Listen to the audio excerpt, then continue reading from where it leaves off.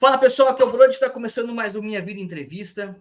Aqui nesse espaço onde toda quinta-feira a gente conversa com pessoas legais, né? A gente bate papo aí sobre música, principalmente sobre música, né? Mas aqui também a gente fala sobre cultura pop, cultura nerd, literatura. Você já passou por aqui gente que fala sobre dublagem. E, hoje eu tô muito feliz, cara, porque eu consegui agendar esse bate-papo aí com essas duas figuras aí, o Rafael Cortez e o João Noronha, que são os sócios idealizadores aí do Três Selos, cara.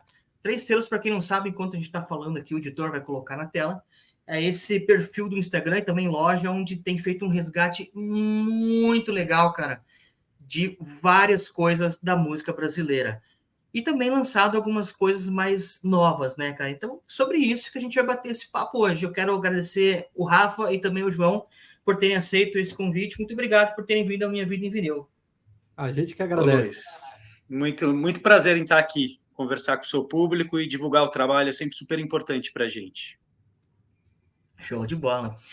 Cara, a primeira pergunta que eu vou fazer, assim, antes da gente começar a falar da Três Selos, imagino que tanto o João mais pequenininho quanto o Rafael mais pequenininho, em algum momento, assim, eles devem ter se apaixonado pela música, né? Em que momento que a música chegou para vocês, assim? Pode começar pelo Rafa, depois o João, ou vice-versa, de para o ímpar aí para ver quem começa. Sim. Cara, na verdade, assim, para mim é muito simples. Eu tenho irmãos mais velhos. E a música acontecia meio que por osmose dentro do meu quarto, né? A gente dividia quarto quando eu era pequeno. Eu nasci em 80, então, inevitavelmente, toda a geração ali do rock Brasil dos anos 80 entrou muito cedo na minha vida. Sensacional. E aí eu comecei aos 6, 7 anos, comecei a me interessar por uma busca mais pessoal, assim, né? Então, no meu aniversário na verdade, de 8 anos, eu pedi um Walkman para o meu pai, e pedi uma fita do Imagine do John Lennon. Ah, que legal, cara. E aí essa fita, o meu pai não encontrou a fita, e ele me deu um vinil e 2 cassetes para eu poder transferir os vinis para os cassetes virgens, e eu poder ouvir no meu Walkman. Eu lembro que na época eu fiquei bem frustrado, porque eu não tinha o cassete selado do John Lennon, mas hoje em dia eu sou super feliz que é o primeiro vinil da minha coleção, é esse presente que meu pai me deu quando eu fiz 8 anos. Então, cara, desde aí, putz, todos os meus primeiros dinheiros de mesada eu juntava para comprar disco. Aí tem a primeira ida na Galeria do Rock em São Paulo com os meus irmãos mais velhos. E, cara, estudei comunicação, trabalhei com música desde o estágio na Rádio Transamérica e nunca atuei efetivamente em outra área. Cheguei a passar pela economia criativa, alguma coisa ou outra, mas sempre ligado à música. Então a música está na minha vida desde de muito novo e a vida inteira, assim. É uma grande paixão. Sensacional, cara. Né, a minha história acho que é parecida com todo mundo, né? Meus pais sempre ouviram muita música, mas não tinham nada a ver com a área de música especificamente. Eu comecei a estudar bateria lá pelos 9 anos de idade, a tocar bateria. E aí, sempre gostei de ouvir música, fiz banda quando eu tinha uns 11 anos de idade, com os amigos, aí lá pelos 13, o Redson do Cólera, que para mim foi uma figura muito importante na música, começou a produzir nossa banda, e aí a gente começou a ter uma relação bem próxima com o Redson, até ele falecer, que foi, eu devia ter uns 19 quando o Redson faleceu, então nesse período aí dos 13 aos 19 convivi muito com o Redson, e sempre foi um cara que me ensinou muito na parte de música, e aí a banda acabou acabando, eu fui para a parte de estúdio, fui estudar áudio, engenharia de áudio mesmo, e depois acabamos caindo no vinil por caminhos tortos da vida, mas a relação foi meio que essa. Sensacional, cara. O vinil hoje é o hype do momento, né? É o queridinho do momento, né? Vocês conseguem enxergar, vocês que trabalham com isso, assim, que tá aumentando cada vez mais a procura por essa mídia, mesmo com a inclusão aí dos streamings, né? Ou vocês acham que vai chegar um determinado momento e vai acontecer igual aconteceu lá no começo dos anos 90, que o vinil, de repente, ele começa a cair de novo e vai perder espaço? Como vocês enxergam esse mercado aí? Eu acho que a gente tem hoje uma realidade muito diferente do que o declínio, digamos assim, dos anos 90, né? A gente tinha como suporte para escutar a música o cassete, o vinil e o CD, né? O CD chegando na época. Então, o CD, na verdade, chegou com toda a força, né? E acabou absorvendo essas duas outras mídias. E hoje, a partir de uma retomada, principalmente a partir das pessoas que nunca deixaram de consumir vinil, e esse público que retoma, ele também é flutuante, ele às vezes tem um público que fica, às vezes tem um público que sai, aí tem um público entrando agora, tem um público saindo agora, mas eu acho que hoje a gente tem uma realidade muito compatível aos números do mercado mundial. Assim, eu acho que a gente chegou num patamar muito firme do consumo do vinil, onde é um supermercado de nicho, os números perto da população nacional são bem baixos e perto do que a indústria já produziu lá atrás são bem baixos, mas eu acho que a gente tem aí uma firmeza, eu tenho essa impressão de que a gente tem uma firmeza de um público fiel que não vai deixar de consumir, entre essas idas e vindas, de pessoas que começam e param, e outras pessoas e esse fluxo que vai acontecendo. Eventualmente, a gente tem uns papos com alguns gurus das nossas vidas, assim, e eu converso muito sobre isso com o Pena Schmidt, o grande Pena, produtor musical super importante, né, do Brasil, com tanta história, e ele está sempre analisando essa questão de mercado, etc. E aí eu cheguei para ele um dia e falei assim, Pena, me diz uma coisa, eu depositei todas as minhas fichas na área do vinil, cara. Será que em algum momento eu vou ter que me reinventar e não vou conseguir mais produzir, vender disco? Ele falou assim, Rafa, com certeza não. Com certeza você vai conseguir continuar. A gente não vai baixar desse número que a gente tem hoje. Isso é uma projeção, óbvio, mas eu acho que ela tem uma certa segurança, porque os números são pequenos, os números são bem pequenos. Então tem uma galera que continua, e tem uma renovação, tem uma turma jovem consumindo, né? Então eu acho que a gente está num terreno seguro, aparentemente. Infelizmente no Brasil falta dado, que assim, você pegar mercado norte-americano de vinil, tem pesquisa e eles sobem dados, e aí a gente sabe que o mercado nos Estados Unidos cresce, sei lá, não lembro se é 20 ou há 22 anos, cresce todos os anos numa curva para cima e todo ano é crescimento. O que a gente tem no Brasil é o termômetro nosso trabalhando com isso e sentindo. E, putz, o Rafa assustado tem quanto? 11 anos, Rafa? 2011, 12. 12 anos. Quando você começou a prensar, você prensava 300 cópias e era sofrido vender. Então, claro, o mercado, a gente sabe que o mercado cresceu muito no Brasil, independente de estudo, e que tem crescido. O que a gente sentiu é que 2021 e 2022 o mercado cresceu muito. Pandemia. Né? Foi um pulo. Isso, na pandemia atingiu um pico ali, né? Em 2022 atingiu um pico.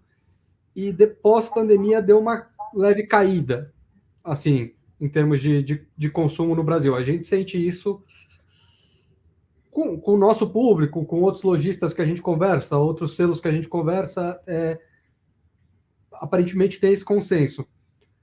Se vai continuar crescendo ao longo dos anos, é isso. Concordo com o Rafa que a gente está atingindo uma estabilidade. Eu acho que isso depende mais de uma questão econômica do país do que uma questão de nicho. Acho que muita gente, sei lá, gostaria de colecionar vinil, mas fica fora do orçamento, compra menos, enfim.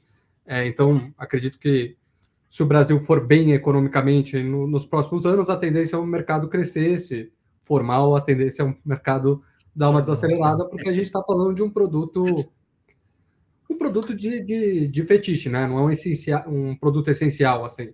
Mesmo quando você fala, tudo bem, música é essencial, mas tá aí, Spotify é R$13,90, o YouTube você consegue ver muita coisa de graça, outras plataformas também, então quando uma pessoa precisa fazer cortes de gasto ali na vida pessoal, vinil deveria ser uma das primeiras, né? Que o povo é tão viciado que acaba não cortando vinil e corta outras coisas.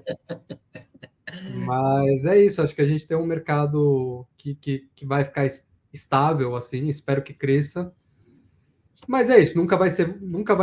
Eu pelo menos não acredito que o físico vai voltar a ter importância que já teve como um todo. Acho que o digital chegou em todas as áreas e chegou e vai ficar e vai ser o maior mercado disparado, e o resto, vinil, CD, fita cassete, o que for, se surgir uma mídia física nova, também vai ser um mercado de nicho. Ah, sim. Eu concordo com vocês também. Inclusive, eu acho que a gente não pode nunca renegar, né? Renegar, assim, que existe uma facilidade hoje, até porque quem é pai, enfim, sabe que as crianças, as pessoas mais adolescentes, as mais jovens, eles acabam partindo para a era do digital mesmo, né? Nós também, no nosso dia a dia, às vezes fica difícil, não sei quanto a vocês, estou falando por mim, mas acredito que com vocês durante alguns momentos também é assim, tá com fone de ouvido ouvindo alguma coisa ali no digital também, no Spotify ou Deezer, enfim, o que seja, né? Mas quando é algo que atrai para quem é colecionador, opa, isso aqui eu gostei, vou atrás para esse mídia física. Eu pelo menos sou assim, né? O último disco do Foo Fighters chegou para mim essa semana e tá no digital, mas eu quis ter a mídia física, porque eu acho bonito, né? Disco branco e tudo mais, né? E é isso, cara. Eu acho que não vai nunca sair, e também tem uma facilidade muito grande de você descobrir bandas novas, né? Bandas que você nem sabia que existia, em lugares que você nem sabia que poderiam ter bandas, né, cara? Eu acho que esse é o grande diferencial, assim, da rede do streaming, cara. Então, a gente nunca pode renegar isso, né? A gente tem que, acho que mais é que agradecer, né? Agradecer, e porque se não fosse por isso, talvez a gente também não teria descobrindo coisas e prensando coisas, às vezes até novas, enfim, né, cara? Falando em prensar, há 3 selos, cara, que hoje é uma desses selos, assim, que na verdade, 3 selos é uma junção de 3 selos, né? De 3 curadores ali, né? São 3 mini selos, enfim, que é Assustado Discos, a EA Records e a Nada Discos, né, cara? Isso. Da onde que surgiu essa loucura aí, cara, de se juntar e vamos montar um selo único e vamos ver como é que vai rolar aí? Quem que teve essa ideia? Bom, na verdade foi 2018, né, João? 18. 2018 a gente começou a se frequentar. Eu morei no Recife um bom tempo, aí estava de volta em São Paulo. O João estava promovendo um evento no espaço que ele tinha da IAEO, onde ele promovia uma pequena feira de discos e alguns shows. E aí ele me chamou para expor. A gente. Hã? Era um PROAC, né? Era um PROAC, exatamente. E aí a gente tinha se conhecido pouco tempo antes, a gente tinha se encontrado para tomar um café, trocar uns discos dos selos já funcionando isoladamente, né? E aí a gente começou a conversar nesse dia a dia. Foram 4 edições dessa feira. A gente começou a conversar e criou uma afinidade ali e pensou em desenvolver alguma coisa juntos. O João fez uma provocação na hora da gente, de repente, começar a tentar uma organização desse setor do vinil nacional. E quando eu estava indo para a sede dele, para o escritório dele, fazer uma reunião sobre essa ideia, no metrô, eu tive um start. Eu tinha passado pela gestão pública, eu estava um pouco cansado ainda um pouco de ressaca dessa ideia de uma mobilização pública, etc. E aí falei, putz, eu acho que eu vou propor uma outra coisa para o João. Vou propor para ele da gente fazer um disco por mês. Cheguei lá, soltei a ideia na hora, ele super abraçou. Eu achei que pudesse ser uma grande viagem, ele abraçou na hora a gente começou a já fritar em cima da ideia, tirar um monte de conclusões. Uma delas foi que a gente precisava de um terceiro parceiro para fazer a coisa andar, já que perto do que a gente produzia era um objetivo grande, né? Lançar um por mês. Na época, a gente convidou o Fred, da Goma Gringa, que foi o nosso primeiro sócio. O Fred trabalhou com a gente 2 anos. Deu super certo, foi uma parceria onde a gente resolveu criar um sistema de assinatura 10 dias antes de ir para o ar o projeto, simplesmente para experimentar. E aí, para nossa surpresa, a gente teve 100 e poucos assinantes no primeiro mês. Que legal, cara. E aí a gente começou a aprender rodando o projeto, né? Porque é um grande desafio, um sistema de assinatura não é nem um pouco fácil você estruturar. Depois o João pode falar um pouco mais sobre isso, que ele fica um pouco mais à frente. Mas surgiu muito mais como uma experiência e a gente foi injetando tanto força de trabalho muito intensa, e aí a gente começou a se estruturar com equipe, e a gente começou a desviar todas as nossas economias para o projeto, e aí a coisa foi acontecendo. Ele segue como um grande desafio enquanto negócio, porque o mercado de vinil é um grande desafio, um custo de produção é muito alto, então a gente está sempre ali equilibrando as contas, mas mal ou bem a gente está feliz, estamos realizados e o projeto tá de pé e segue cheio de planos para o futuro, inclusive com novas parcerias a serem anunciadas daqui um pouquinho. Que legal, Mas no geral é isso. A gente faltou alguma coisa, João, com relação a esse encontro e ao início ali? Não, a única coisa é que o Fred ficou os 2 primeiros anos, a Isso. Goma Gringa. Aí depois o Fred decidiu sair, ele queria tocar alguns outros projetos que ele estava em mente ali com a Goma Gringa. Eu e o Rafa rodamos 2021 sozinhos, só o 3 selos ficou 2 selos. E aí em 2022 voltou a ser 3 selos, porque a gente convidou o Matheus da Nada Nada Discos, que hoje em dia é nosso sócio, e de 2022 e esse ano estamos operando junto com o Matheus. Isso. O legal é que cada selo, assim, cada um tem a sua, não sei se é especialidade, a gente pode citar assim, né? Um é mais focado, enfim, na música brasileira, o outro mais focado, tem uma coisa mais voltada para rock, punk rock e tal. E como é que faz para juntar tudo isso aí depois de decidir, por exemplo, agora o último lançamento, nós estamos falando hoje, gravando aqui no dia 16 de agosto, o último lançamento que vocês colocaram no ar foi o Molhado de Suor do Alceu Valença, né? Como é que vocês chegam nesses títulos, assim? Como é que é feito esse brainstorming aí? Cara, com relação à curadoria e gosto musical, gênero, estética, eu acho que todos nós somos bastante amplos, assim. Todo mundo tem uma variedade de gostos muito grande.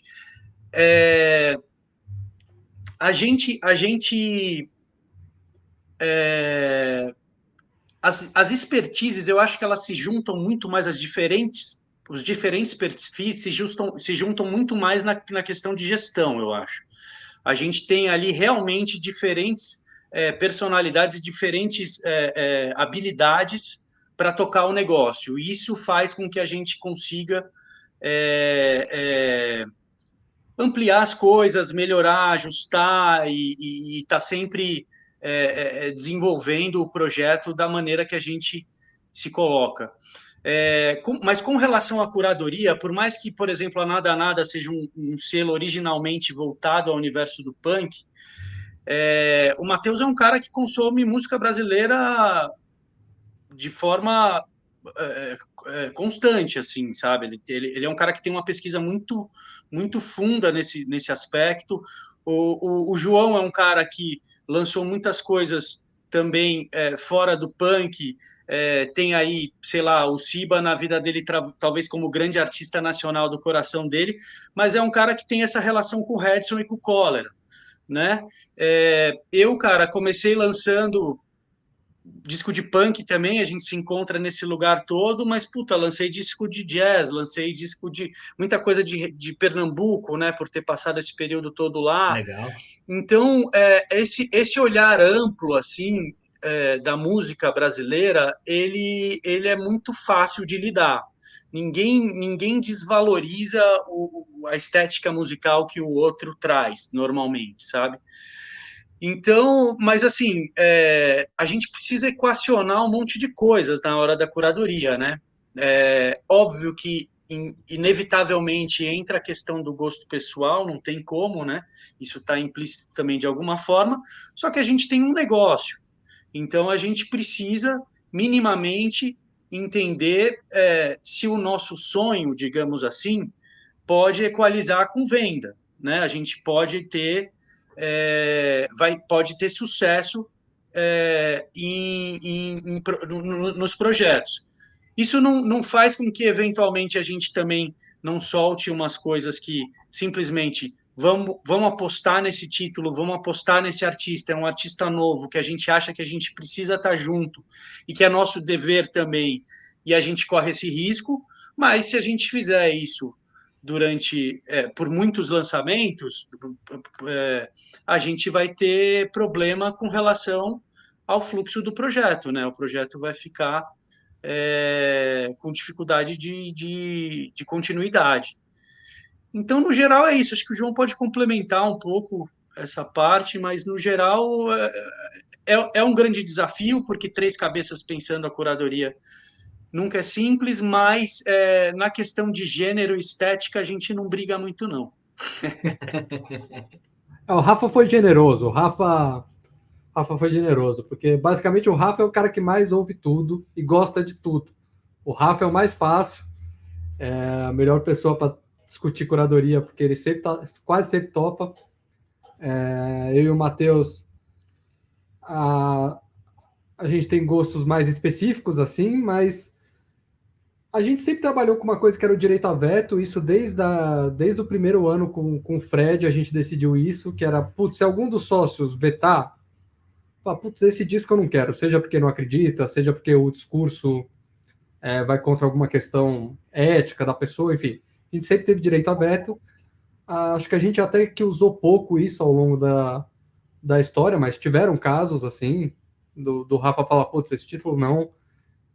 Eu falei várias vezes, acho que eu fui o que mais usei o direito a veto, mas isso, a curadoria ela passa assim, fazer curadoria no sentido de levantar nomes é a parte mais fácil hoje em dia, né? A gente faz isso o tempo todo, então a gente sempre está de olho, mas depois vai ter se esse disco vende, 2, se é viável produzir esse disco, a gente tem que licenciar esse disco, tem que ver, talvez o artista não queira, talvez esteja travado numa gravadora que não quer licenciar, talvez seja um intérprete está cantando uma música de um autor e esse autor não vai liberar essa obra, então assim, tem várias questões ali que passam, então assim, para uma lista de 30 nomes, a gente faz acontecer 5.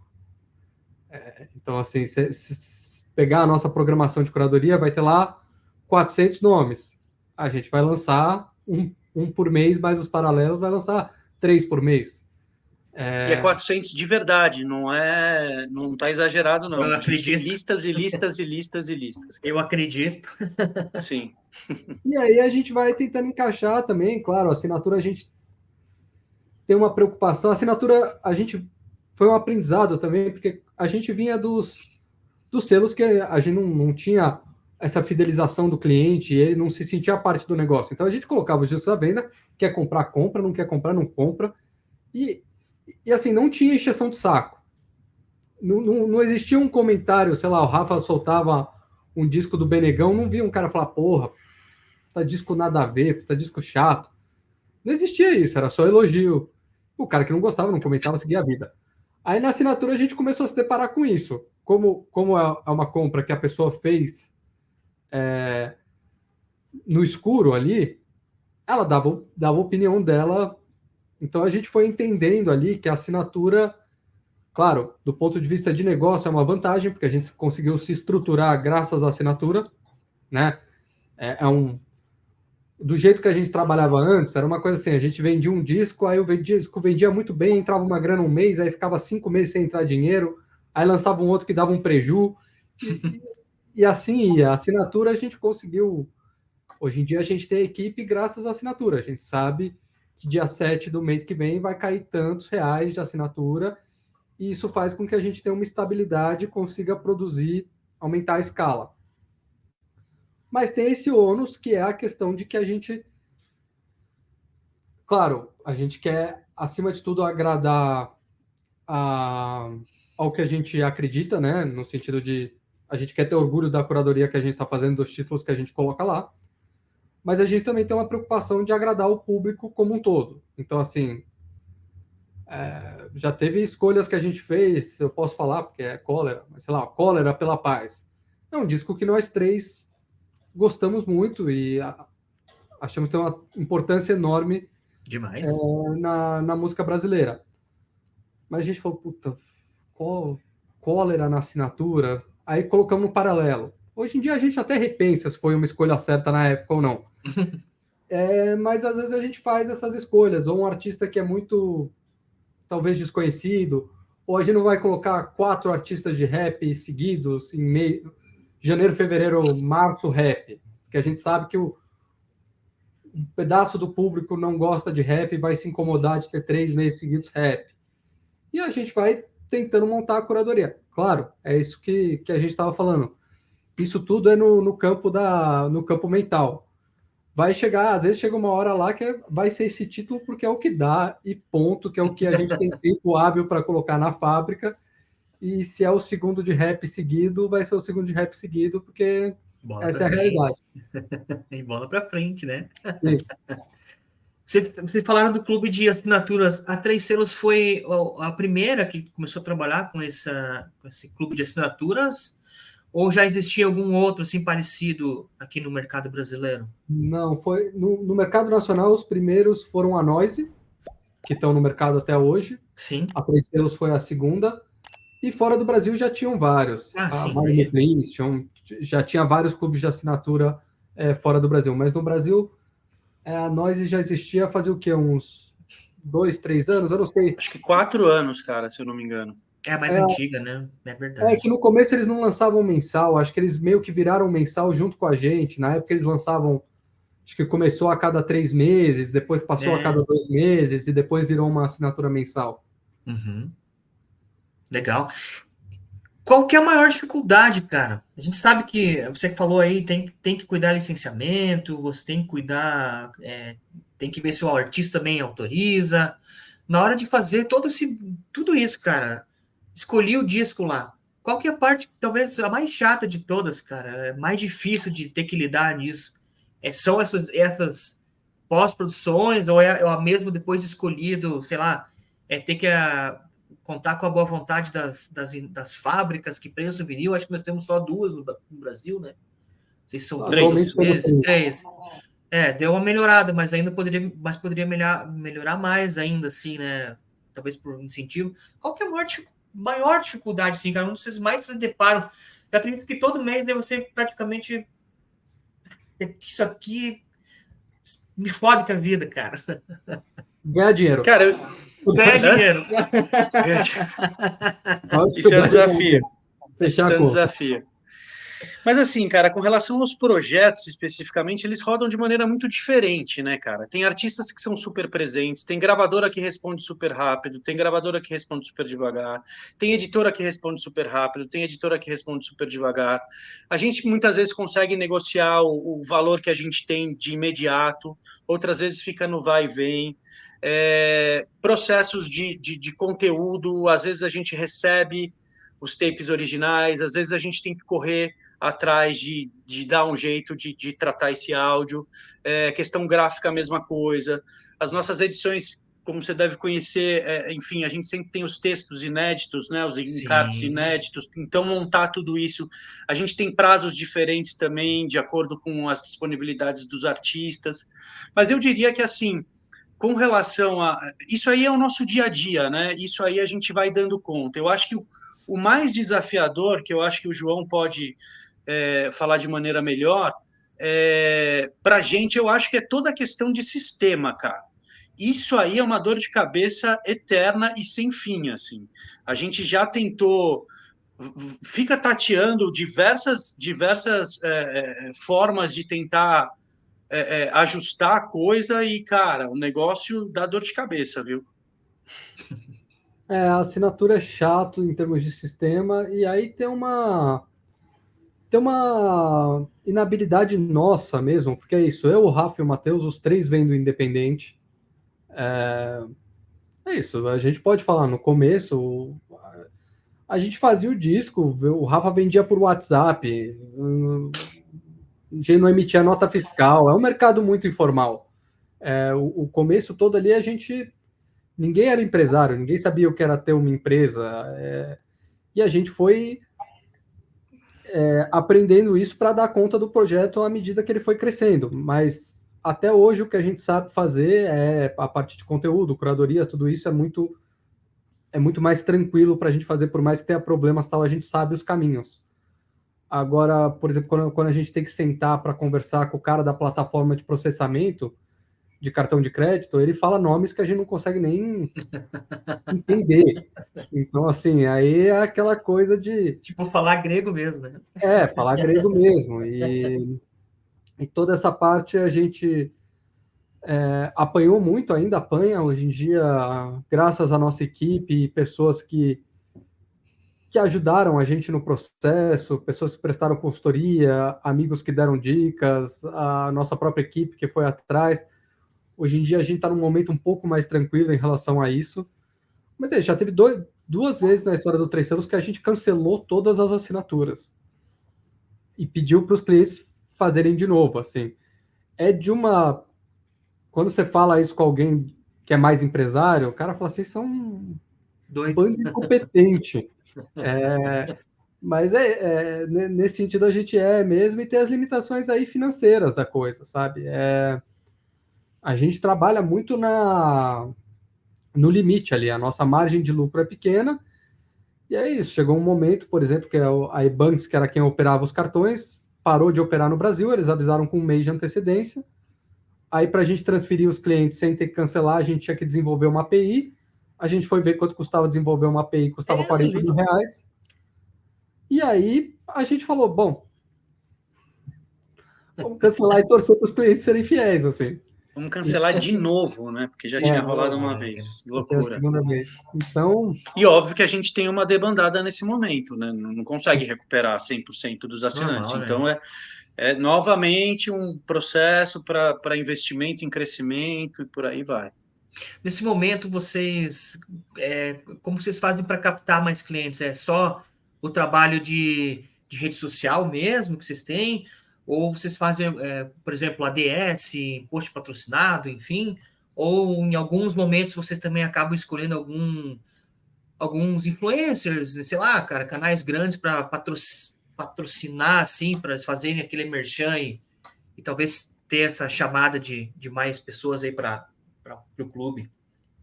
Existe isso também, não? Então, por muito tempo a gente não fez nada. O começo era ali a divulgação no Instagram, tal. Do it yourself. Depois de um tempo, porque a gente no começo chegou até a testar umas coisas de post patrocinado, mas fazia meio que a gente, nunca dava certo, não resultava em venda, a gente meio que desencanou. Ano passado, ou acho que 2022, a gente começou a fazer a parte de patrocinado via Facebook Ads, que agora é o Meta lá. A gente começou a fazer algumas coisas, mas é pontual, assim, a gente investe pouco em termos de grana, até porque é um mercado de nicho, tipo, essas coisas depois eu fui aprender e tal, mas é isso, você pega esses produtos que vêm no Mercado Livre, às vezes os caras estão ok em gastar R$40 por produto vendido o custo por aquisição. Se a gente gastar R$40 num custo por aquisição, a gente toma um prejuízo. Então, assim, a gente investe um pouco nisso e, putz, de gente divulgando, assim, de influencers, né? Até engraçado. a gente fala a gente montou uma época uma lista de influencers que era a gente ficou dando risada, porque nossos influencers do mundo de vinil eram uns caras com 5 mil seguidores lá que usa internet de escada ainda. Mas a gente tem muita coisa espontânea, né? E aí o que acaba acontecendo é isso, de tipo, de pessoas que gostam do nosso trabalho, a gente tem relação, já teve vezes que, putz, a gente deu assim um disco porque a gente queria que a pessoa conhecesse o trabalho, aí a pessoa foi de forma generosa, divulgou, tal, mas não assim, a gente nunca fez um contrato, nunca fez, né, Rafa? Um contrato de... Não. Agora, por acaso, o Bruno Ascari está trabalhando com a gente nessa parte de comunicação. Por isso que eu perguntei. Mas vem do... Enfim, a gente tinha afinidades, né? A gente tomei uns cafés com o Bruno ali, a gente começava a conversar, tal, uma relação de longa data, a gente acabou chamando ele para ajudar a gente nessa parte. Mas, no mais, sei lá, tem umas pessoas que acabam simpatizando com o trabalho e acabam ajudando nesse aspecto, mas de forma espontânea mesmo. A gente não tem nenhuma ação com influencer efetivada até hoje, no modelo de pagamento e tal. O que tem muito é os próprios artistas, né? Porque a gente acaba... nesse mercado é isso. Também a gente tem várias desvantagens, mas essa vantagem a gente tem, né? Porque o nosso produto já tem um nome criado. Quando a gente lança o Alceu Valença, a Som Livre já gastou um bom dinheiro de marketing no Alceu Valença, né? Na carreira dele. Tem um apelo, né? Tem um certo apelo, né? Tem um trabalho todo feito já pelo Alceu, pela equipe dele, pelas gravadoras que ele já passou, pelo nome que ele construiu. E a gente, lançando um disco dele, em parte pega esse público. Então, esse é onde a gente mais pessoas ficam sabendo do nosso trabalho. Então, principalmente quando a gente lança discos fora da curva, assim, sei lá, tentar pegar um exemplo aqui. Rusto Passapulso e, sei lá, Antônio Carlos Jocato. Mas esse mais ou menos essa linha. Público. Mas, sei lá, o Nando Reis, a gente fez coisa com o Nando Reis. Sim. Que pega um público um pouco diferente do público tradicional de vinil ali e tal. Chegou muito seguidor no Instagram, chegou muita gente nova, assim, que não conhecia a gente. Quando a gente faz Racionais, chega um outro público. Então, a gente vai pegando um pouco dos públicos de cada artista, assim. Quando os artistas participam, o negócio realmente ganha uma força inacreditável, assim. É sempre muito importante o artista estar próximo. Então, artistas fiquem de olho, ajudem. Sim. Né? É uma rede, né? É uma rede. É como você falou, cara. Eu vou mais longe do que vocês falaram, cara. A gente é um nicho, mas a gente é o nicho do nicho. Né? O cara que coleciona vinil, ele é o nicho do nicho. Porque existe o nicho de colecionismo, então é um nicho ali, né, cara? Se bem que, se a gente pegar os números hoje em dia, houve mesmo, a gente já falou sobre isso, um crescimento e uma procura muito grande, né? E outros selos também surgindo e muita gente relançando coisas aí, né, cara? Agora mesmo, fiquei sabendo que meu amigo lá de Curitiba, o Fábio Elias, da banda Redes Pública, vão lançar As Histórias São Iguais em vinil, né? Já tá na pré-venda aí. Pela Monstro, né? Pela Monstros, E eu já tinha cobrado ele, falei, faz uns 3 anos atrás, eu tinha falado, Fábio, quando que você vai lançar o disco, cara? Tem que lançar disco. E quando eu comecei com as entrevistas aqui no canal, se eu não me falha a memória, ele foi o primeiro que eu entrevistei, cara, que é meu amigo, falei, vou começar com um amigo, né? Óbvio. E ele tinha comentado, falou assim, nós temos um projeto, só que não é bem assim. E realmente não é bem assim, né, cara? Vocês, mais do que ninguém, já explicaram isso, né? São muitos entraves, enfim, mas nada tão difícil de solucionar, é só dar um pouco mais de trabalho, né? E dentro desses lançamentos todos que vocês fizeram, porque já tem muita coisa lançada aí, cara. Até, inclusive, enquanto a gente está falando aqui, eu estou mostrando um pouco depois na edição, você vai ver, lógico, né? Do Instagram aqui, cara, vou mostrar para vocês aqui a loja deles aqui, que tem muita coisa legal, né? Mas já foi lançado muita coisa assim, cara, que se você fosse, por exemplo, um colecionador que você quer comprar uma edição primeira prensagem, você teria que desembolsar um valor assim bem considerável, né? Então, a gente sabe que tem alguns produtos de vocês aí que se for comprar first press aí, vai vai ser um valor bem absurdo, ainda mais que no Brasil que existem alguns vendedores que nem vamos entrar nesse mérito, né? Vamos entrar nesse mérito aí. Mas são preços interessantes, cara, e de todos esses, desde que vocês começaram a fazer isso, assim, cara, com 3 selos, né? Qual foi o trabalho mais prazeroso, assim, que vocês tiveram, né? E qual foi aqueles que, de repente, vocês apostaram que ia ser muito massa e não teve o retorno esperado, cara? Vocês têm esse dado para passar para a gente? Mas você está falando financeiramente? Não. Financeiramente, pode ser também, porque às vezes você pensa, vou lançar um disco, sei lá, um exemplo, Arthur Verocai, né? Eu acho que o Arthur Verocai, foi o Arthur Verocai que vocês lançaram um box esses tempos atrás, pouco tempo atrás. Daqui a pouco vocês estão esperando vender, sei lá, vou chutar um número aqui, 1.000 exemplares e vendeu 100, entendeu? E tem aquele trabalho que vocês, desde o começo até o fim, foi cara, esse trabalho é legal, que massa que a gente vai lançar esse trabalho e tá dando retorno, tudo. Vocês têm esses dados, assim, para passar para a gente? Ou cada um tem uma ideia diferente? Por exemplo, o Rafa acha que é um, o João acha que é o outro.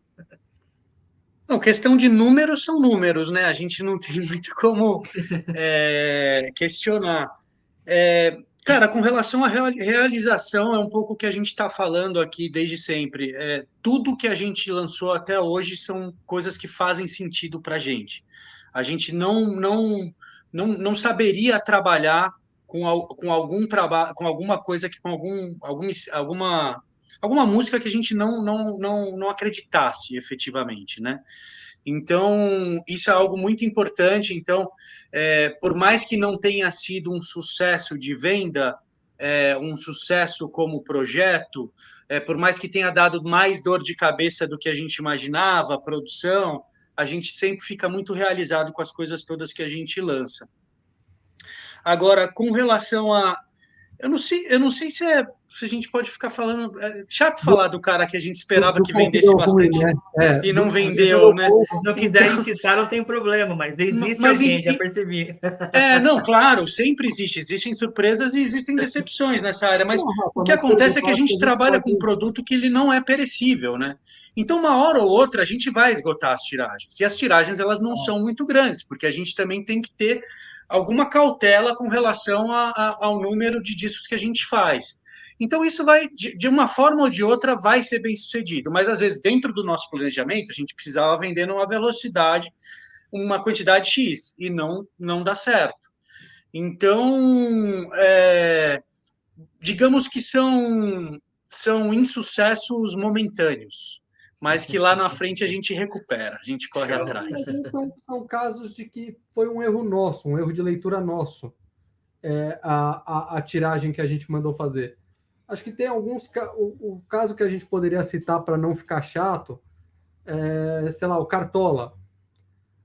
A gente esperava uma venda maior do Cartola por ser o Cartola. Então, foi a maior tiragem que a gente já pediu. Então, não é que Cartola foi mal, né? O disco foi muito bem, a gente vendeu bem, foi um sucesso de venda. Mas a gente ficou com mais cópias do que a gente gostaria de ficar.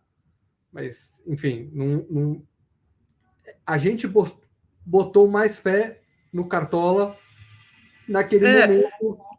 Isso, também tem muito essa questão de momento, sabe, Luiz? Quando a gente está pautando o disco, às vezes a gente está trabalhando, sei lá, a gente começa a trabalhar na ideia desse disco um ano antes. E às vezes o mercado está funcionando de uma forma. A pandemia, ela desviou bastante a gente de um foco ali de volume. E a gente deu umas erradas a partir da pandemia, porque ela foi fora da curva. Quando a gente achou que o nosso negócio ia fechar, nosso negócio triplicou. Então a gente falou, vai se manter aqui, né? Mas só que aí as pessoas voltaram a viajar, as pessoas voltaram a ir no restaurante, voltaram a ir no cinema, voltaram a ter outros gastos, né? Então, isso do momento que a gente está pautando, ele também, às vezes, passa uma rasteira na gente, assim, sabe? Quando a gente vai para a rua mesmo, de verdade, é um momento onde tem muito lançamento saindo, onde o mercado deu uma desaquecida. Então, A gente tenta ser cauteloso de maneira geral, por isso que tem tantos títulos também valendo bastante, porque no final das contas não dá para arriscar muito, porque senão a gente fica com um acervo gigantesco e a grana parada, e aí a gente não consegue ter o fluxo de caixa necessário para o projeto continuar. Mas a gente tenta ser sempre muito cauteloso, assim, para tanto não perder venda, porque o negócio depende disso, quanto para não fazer uma quantidade muito maior e ficar com muita cópia parada. Não ficar tomando prejuízo o tempo inteiro também, né? Mas também tem outro lado, porque, como se falou, às vezes tem discos que estão esgotados lá na loja de vocês e o disco que está lá ainda está disponível, né? Então a pessoa às vezes tem interesse, está procurando uma edição um pouco melhor ali, consegue acaba achando com vocês ali, né? Faz a compra aí através do site, Hoje em né? dia a gente deve ter o quê? Uns 30, 40 discos em catálogo, sendo que há 3 selos com os outros selos, a gente está mais ou menos em 300 lançamentos ao todo. Eu, Rafa e Matheus, assim, no global, a gente já lançou mais 300 discos e a gente tem só uns 30 e poucos em catálogo. Então é isso, uma hora esgota, é isso que o Rafa falou. É uma questão de tempo. Claro, como fluxo de caixa para a gente, não é ideal demorar 2 anos para esgotar um disco. Mas também teve momentos que a gente esgotava em horas. E a gente também não quer isso. Essa leitura é muito difícil fazer. E às vezes o público cobra isso da gente. Por exemplo, recentemente a gente lançou Ave Sangria. Pô, uma banda incrível, um disco incrível. Mas assim, é um rock psicodélico de Pernambuco dos anos 70. E assim, quando você pensa em venda, você fala, pô, Cartola vai vender mais. E às vezes não é. E aí a demanda daquele disco e já tinha saído uma prensagem, já tinha saído repress desse disco. E quando foi ver, assim, foi uma surpresa gigante, uma surpresa boa pra gente. Você estava perguntando das surpresas boas. Ave Sangria, Cátia de França, teve vários casos assim que... O próprio Djonga agora derrubou nosso sistema, né, cara? Foi um estouro. Que legal. Racionais, é sempre muito difícil medir Racionais, assim, todas as vezes, sei lá, a primeira prensagem que a EIO fez com a LAN, a gente colocou todo o dinheiro que a gente tinha para fazer aquele disco, que tinha disco quádruplo, né? E aí era uma questão de caixa, não era nem acreditar na venda ou não. A gente tinha que adiantar aquela grana para mandar fabricar, fazer capa e tal. E o negócio esgotou em 2 horas. Então, e às vezes na pandemia a gente também passou por um período grande de limitação de fábrica. A gente não podia pedir quantas cópias a gente quisesse. A gente tinha ali teve várias questões de insumo na pandemia, tal, que as fábricas começaram a restringir quantidade. Então, é isso, entre erros e acertos, títulos que a gente via ter feito mais, títulos que a gente via ter feito menos. Mas é muito difícil. Essa leitura, até hoje, a gente apanha um pouco de ter precisa, porque também é isso. Aí tem lá 15 pessoas falando, repress desse disco, pelo amor de Deus, tá uma fortuna no mercado, tal. Aí você reprensa, vende 30. Que eram os 30 que comentaram, sabe? Então, é uma coisa que a gente sempre tem que ir com uma certa cautela ali. Acho que é isso, a empresa está de pé, então a gente acerta mais do que erra. Amém. Mas, claro, erros sempre acontecem. Não tem jeito. E é isso que o Rafa falou, às vezes a gente está pensando 8 meses à frente. E isso é um planejamento, né? Planejamento a médio, não é curto prazo, é médio prazo, vamos dizer assim, então é até longo, né? Para não ficar à deriva aí, né, cara? Para não ficar à mercê, talvez, de alguma coisa que, putz, posso fazer uma troca aqui de um pelo outro, algo nesse sentido aí. Então, você tem que ter esse planejamento, acho que é importante, né? E o tempo de fabricação é longo. Você fabricar um disco de vinil não é uma coisa que você faz do dia para a noite. Com certeza. Tem todo um processo ali de galvanização, de prensa, as fábricas têm momentos ali, você tem que montar o stamper, riscar, passar por um processo de galva, muitas vezes isso é feito fora do país, esse stamper vem, pode dar problema na Receita Federal, enfim, são inúmeros... Vinil é um processo muito delicado de fabricação, então, assim, a chance de dar errado é altíssima. Então, muitas vezes, e aí não é incompetência de nenhuma fábrica do Brasil. Isso é ao redor do mundo. Hoje em dia, eu não sei, eu estou dando um chute aqui, tá, gente? Mas eu diria que o prazo médio global está em 5 meses de fábrica. Hoje em dia, você pegar a média, tem lugares que estão mais, tem lugares que estão menos, mas se você for dar entrada numa fábrica aí de vinil, o prazo médio vai ser 5 meses. Vamos lá. Com todo esse tempo que você já tem de mercado, de expertise de mercado, né? A pergunta que eu quero fazer para vocês dá para viver de música no Brasil? Dá, com certeza. Eu acho que música é muito amplo, né?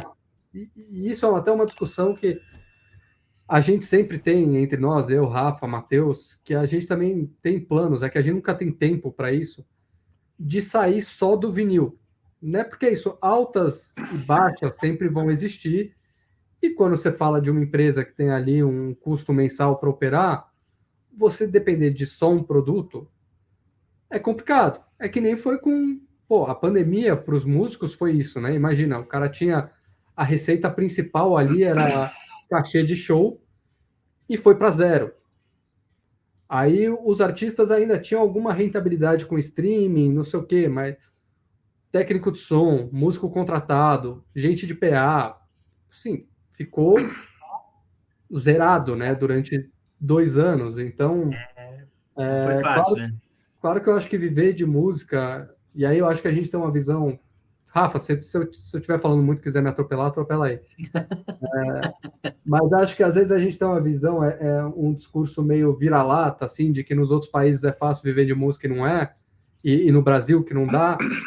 Pô, a quantidade de banda que você pega, assim, banda de médio porte lá fora, que o cara é dentista, que o cara é não sei o que tem uma outra profissão, também é gigante. Então, viver de música é difícil, ponto, né? Porque é um mercado, de certa maneira, desigual, onde você tem um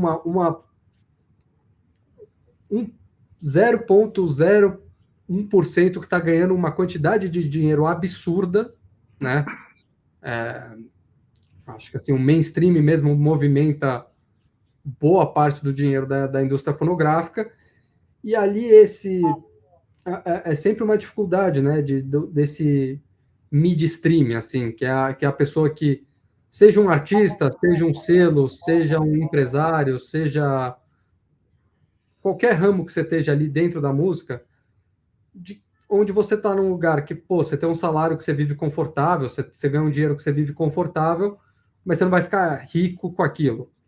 Esse mercado é onde eu vejo que é mais problemático, assim, é o ponto mais difícil, porque tem aquele mercado totalmente informal, que é isso, eu sou dentista e tenho uma banda, e não dependo da minha banda, e quando rolar, rolou. E tem aquele cara que tá cara é empresário de uma banda que tá gigante fazendo turnê mundial. É claro que ele tá ganhando uma puta grana, né? Envolve muito dinheiro. O que diferencia a gente, eu acho, um pouco do mercado europeu e americano são as estruturas, né? Lá, por exemplo, a gente tem o pequeno selo fabrica um disco, joga na mão do distribuidor e recebe o repasse desse distribuidor. Acabou. Ele tem como suprir etapas do business dele de forma estruturada e um mercado que absorve uma quantidade muito maior. Então, de alguma maneira, eles têm alguma facilidade maior, mas os caras estão remando também, sem dúvida nenhuma. Cara, não tem muito o que fazer e não tem muita cartilha, né? Então é facão na boca e capinar, sabe? Não tem muito. E essa é muito a história do Três Selos, sabe? A gente, enquanto os selinhos menores ali, a gente estava trabalhando no limite já do que a gente podia fazer num sistema mais de guerrilha, sabe? E aí o João falou da nossa dificuldade de virar empresário,